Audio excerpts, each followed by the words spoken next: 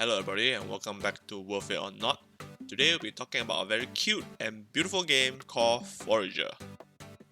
Forager is actually a survival based game that has RPG elements. It is about trying to survive as long as possible, which sounds very similar to games like Minecraft and all that. What sets Forager apart from other survival games is that you only actually have one life compared to the other games where you can respawn after you die. So, this game is a survival based game, therefore it has mechanics of crafting, building, but it's done differently compared to other survival games.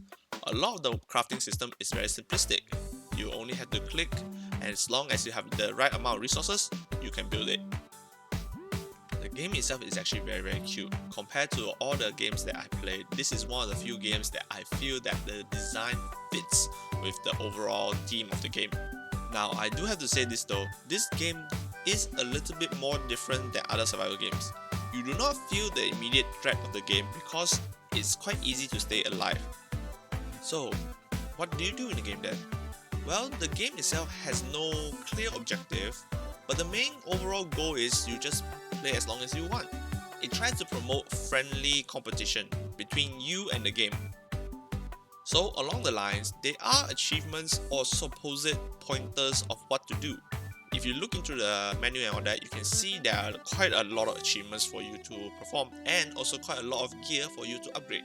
It has the proper sense of a proper RPG game. There is also character progression.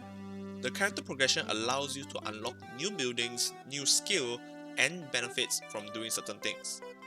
This all ties into the chill nature of the game. The game itself is actually very intuitive in terms of a lot of the progressions of things to do. Some of you might be turned away from the game because of these things, but I would say give it a try because the game itself does all of these small mechanics very beautifully. So, what's the general thought of the game? Well, truthfully speaking, it's a nice game to play and just chill if you have some spare time. There are versions of this game on other consoles for you to pick up. Now, is this game worth studying? Well, truthfully speaking, yes and no. The reason I say yes is because there are documented videos by the developer himself about his journey into the industry, and it is worth watching for those aspiring. The reason I say no is because the game itself does not have mechanics that are supposedly complicated for you to study. So if you're into looking for materials to study that are based on harder or more difficult concepts, I would say no. But a thing to note, this game does quite a lot of beautiful things perfectly. Some of the more interesting things that this game has actually perfect are actually interactability with the player and the game itself. A good example is the visual show of interacting with objects.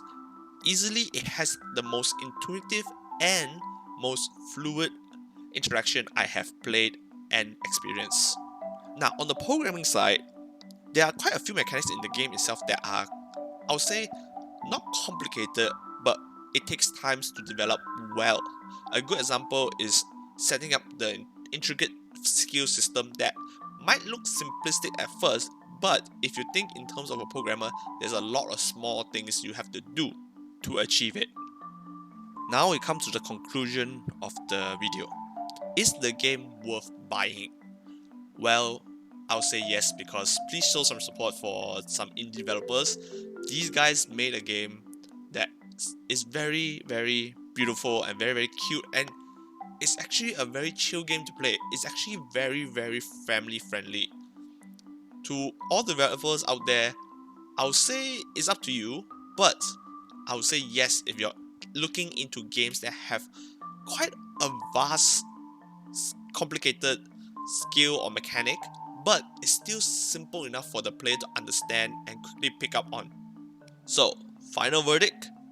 Yes, it's worth it because you can spend almost 6 hours on the game and it feels like a breeze. That's all from me. Thank you guys for watching. See you guys in the next one.